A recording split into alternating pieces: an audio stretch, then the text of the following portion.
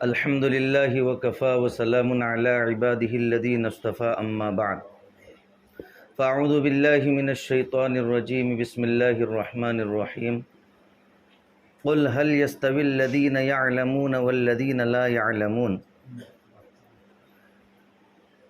معزز و مکرم اساتذہ کرام اور عزیز طلبہ، اللہ تبارک و تعالیٰ کا بہت بڑا احسان و کرم ہے کہ اللہ رب العزت نے ہم تمام کو یہاں پر علم نبوت حاصل کرنے کے لیے جمع فرمایا ہے۔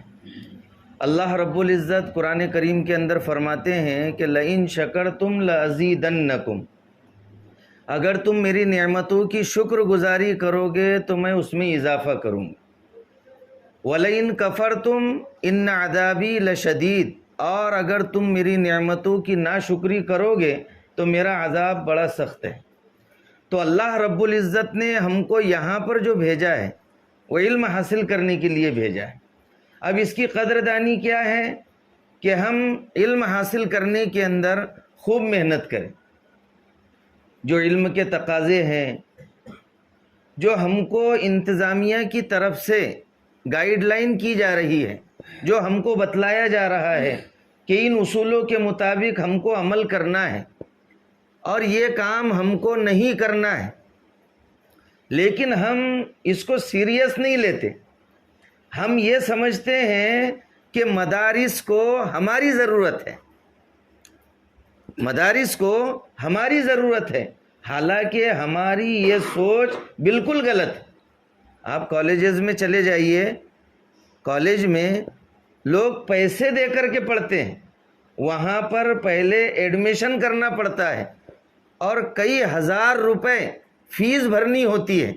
وہاں پر لوگ جا کر کے نمبر لگاتے ہیں، تب جا کر کے نمبر لگتا ہے اور وہ پابندی کرتے ہیں، حالانکہ وہ علم نہیں ہے، وہ تو فن ہے۔ اس لیے آپ نے دیکھا ہوگا کہ بچے اسکول میں جاتے ہیں تو بستہ کہاں لٹکاتے ہیں؟ پیچھے پیٹھ پر۔ اور جو بچے مدارس کے اندر، مکتبوں کے اندر جاتے ہیں تو وہ قرآن کریم کو، قاعدے کو سینے سے لگا کر کے لے جاتے ہیں۔ کیوں؟ کہ یہ علم ہمارے ساتھ قبر کے اندر جائے گا، اور وہ جو فنون ہیں، اسکولی تعلیم ہے، وہ قبر کے باہر رہ جائے گی۔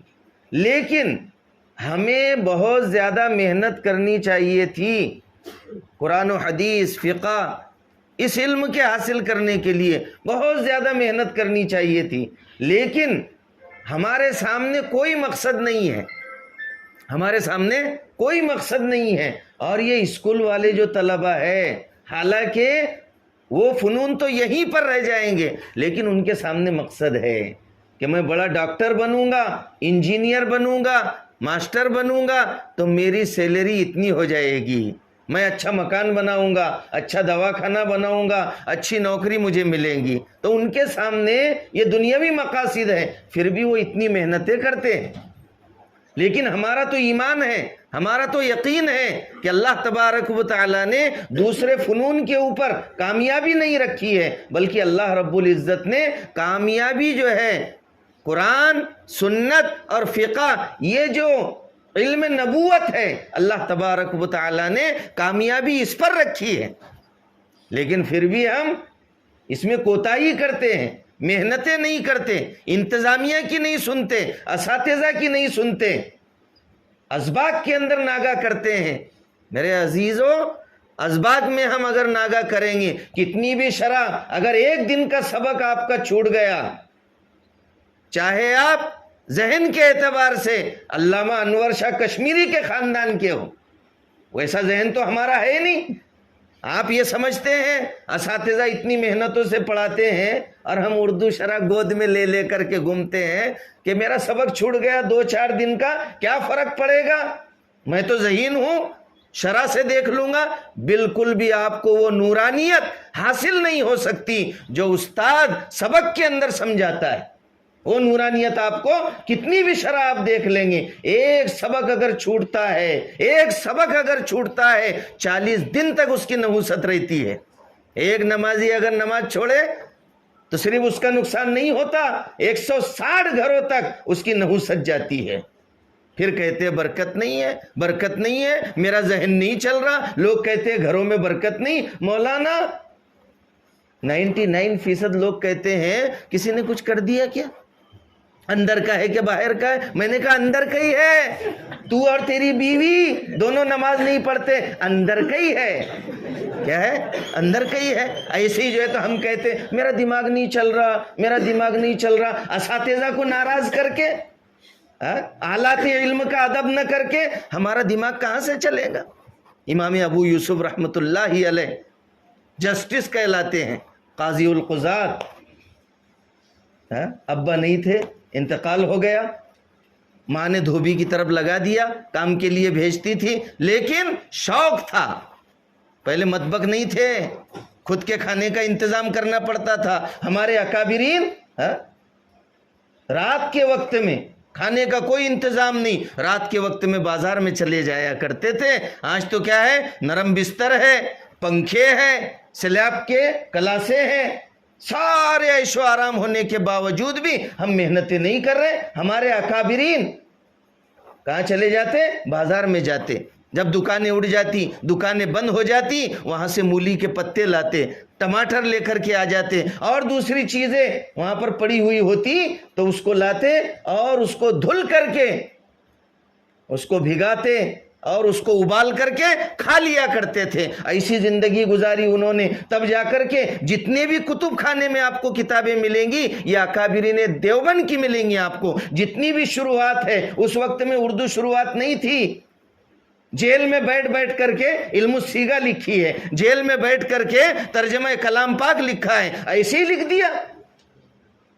دھوبی کے پاس میں بچہ جا رہا ہے کام سیکھنے کے لیے، ہمارے ماں باپ کا احسان ہے ہمارے اوپر، 18-20 سال تک، 25 سال تک، ہماری شادی ہونے تک وہ ہم کو کسی کام کا نہیں کہتے، کسی کام کا نہیں، بازار نہیں لانا ہے۔ 2 مہینے کی چھٹی میں جاتے تو ماں باپ جو ہے ہم کو کیا کہتے، میرا بچہ بڑا تیر مار کر کے آیا ہے، مدرسے میں سے آیا ہے، اس کو جگاؤ مت، اس کو تکلیف مت پہنچاؤ۔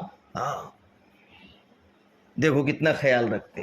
تو قاضی القضات امام ابو یوسف رحمۃ اللہ علیہ دھوبی کا کام سیکھنے جا رہے ہیں، لیکن راستے میں تڑپ تھی ان کے دل کے اندر، راستے میں امام ابو حنیفہ رحمۃ اللہ علیہ کے پاس میں چلے جاتے ہیں، وہاں علم حاصل کرتے ہیں۔ یہاں تو اساتذہ آ رہے تمہارے پاس، امام بخاری رحمۃ اللہ علیہ کے کتنے استاد ہیں، تم تو 8 سے بیزار آ گئے۔ ان کے تو استاد کتنے ہیں، 1080، کتنے، 1080 استادوں سے علم حاصل کیا۔ ایسا نہیں کہ عروج الاسلام میں 1080 استاد بیٹھے ہوئے ہیں اور ان کے پاس ایک کے پاس جا کر علم حاصل کیا، نہیں، ایک حدیث کو حاصل کرنے کے لیے کئی دنوں کا سفر کرنا پڑتا تھا، یہاں تک کہ ایک مسئلہ، ایک حدیث کے لیے ایک مہینے کا انہوں نے سفر کیا ہے۔ تم کو تو صرف گاؤں میں سے آنا ہے، تم کو تو صرف یہاں پر کیا ہے، اپنے بستر کو چھوڑ کر نماز کے لیے آنا ہے، کلاس میں آنا ہے، کہیں جانے کی ضرورت نہیں ہے، ساری چیزیں آپ کو یہاں پر موجود ہے، چائے ٹائم پر مل رہی، کھانا ٹائم پر مل رہا ہے۔ امام ابو یوسف رحمۃ اللہ علیہ، اب ایک دن ماں نے دیکھا، دھوبی نے شکایت کی کہ بچہ تو نہیں آ رہا، پھر پتہ لگایا تو پتہ چلا امام صاحب کی مجلس میں جا کر بچہ بیٹھتا ہے۔ امام ابو یوسف رحمۃ اللہ علیہ، چلو ماں وہاں پہنچی، کہا کہ میرا تو ایک ہی سہارا ہے، میرا تو ایک ہی سہارا ہے، آپ میں سے بھی کوئی ایک کلتا ایک ہے، کیا ہے؟ لیکن پھر بھی ماں باپ نے کام پر نہیں لگایا، بوڑھی ماں کام کر رہی، باپ کام کر رہا ہے، آپ کو کام پر نہیں لگایا۔ یہ تو شکر گزاری ہے ان کی، شکر ہے کہ انہوں نے ہم کو پڑھنے کے لیے ایک دم فارغ کر دیا، پھر بھی ہم محنت نہیں کر رہے۔ تو ماں پہنچی وہاں امام صاحب کے پاس، کہا میرا تو ایک ہی سہارا ہے، آپ نے اس کو بھی یہاں پر لگا دیا۔ تو امام اعظم ابو حنیفہ رحمۃ اللہ علیہ نے کہا، اماں یہ فالودہ کھائے گا۔ کیا کھائے گا؟ فالودہ کھائے گا۔ وہ کھانا جو سال بھر میں ایک آدھ مرتبہ بادشاہوں کے وہاں بنتا تھا، قیمتی کھانا تھا۔ اب ماں کہنے لگی بڑے میاں سٹیا گئے، بڑے میاں سٹیا گئے، ابھی تو میرے یعنی لالے پڑے ہوئے کھانے پینے کے اور یہ کہہ رہے فالودہ کھائیں گا۔ وہاں پر باپ باندھا ہے، شاید نفت عرب کے اندر کہ بھائی علم تم پورا لگا دیں گے تو علم تم کو تھوڑا آئے گا، علم تم کو تھوڑا آئے گا. اور اس میں امام ابو یوسف کا واقعہ بیان کیا گیا ہے. چلو پھر ماں تو چلی گئی، وہ علم حاصل کرتے رہے. ایک وقت ایسا آیا کہ وہ جسٹس بن گئے، قاضی القضات، جج بن گئے، قاضی بن گئے. اور ہارون رشید کے وہاں پر بیٹھے ہوئے تھے. تو ہارون رشید نے خادموں سے کہا کہ بھائی چلو کھانا تیار ہوا ہو، فالودہ. تو امام ابو یوسف رحمۃ اللہ علیہ نے پوچھا کہ یہ کیا ہے؟ بولے یہ فالودہ ہے، کبھی کبھی بنتا ہے. تو امام ابو یوسف رحمۃ اللہ علیہ مسکرانے لگے اور استاد کی بات یاد آ گئی. ہارون رشید نے کہا کیا بات ہے؟ نہیں، بولے کچھ نہیں، کوئی بات نہیں. بولے بتاؤ کیا بات ہے؟ کہا کہ میں دھوبی کے وہاں جایا کرتا تھا، لیکن راستے میں امام اعظم ابو حنیفہ رحمۃ اللہ علیہ کے یہاں میں رک جاتا اور علم حاصل کرتا تھا. تو میری ماں ایک دن آئی تو میرے استاد محترم نے کہا تھا، دیکھو استاد کے دل سے نکلی ہوئی بات، اگر دعا بھی نکل جائے گی قبول ہو جائے گی، اور اگر استاد کا دل ناراض ہو گیا. اب تو ہم کتنا ناراض کر رہے ہیں استادوں کو، کتنا ناراض کر رہے ہیں. کوئی ٹینشن نہیں، بولے کیا لینا دینا ان سے اپنے کو استادوں سے، کوئی لینا دینا نہیں. کتنا ستا رہے ہم استادوں کو. آپ کو معلوم ہے آج آپ لوگ سبق یاد کر کے ہم کو نہیں سنا رہے، ہم آپ کو یاد کر کے سنا رہے. 2-4-5 شرح سے دیکھ کر کے ہم آپ کو پکا سبق سناتے ہیں. کیا سناتے ہیں؟ پکا. اب تو الٹا ہو گیا، آپ نہیں سنا رہے، ہم آپ کو سنا رہے. پھر بھی آپ کہتے ہیں ہم احسان کر رہے ہیں آپ کے اوپر. آ رہے نا حضرت، بس ہو گیا. ہم نہیں آئیں گے تو آپ کہاں رہیں گے؟ آپ کو بھی گھر کو جانا پڑے گا. یہ ہمارا احسان ہے حضرت، آپ ہمارا احسان مانیے. سمجھے کہ نہیں؟ تو پھر اس کے بعد میں کھانا آ گیا، وہ فالودہ. تو پھر انہوں نے پوری اسٹوری سنائی اور کہا کہ ایسی ایسی بات تھی، میرے استاد محترم نے کہا تھا کہ اماں تمہارا بیٹا ایک دن آئے گا فالودہ کھائے گا. تو میرے استاد کی بات صحیح ہو گئی. تو اگر ہم بھی محنت کریں گے، من جد وجد من طلب العلا سہر اللیالی، کہ جو بلندیوں کو چاہتا ہے وہ راتوں کو جاگتا ہے، لیکن فالتو نہیں جاگتا، محنت کرتا ہے. کیا کرتا ہے؟ محنت کرتا ہے.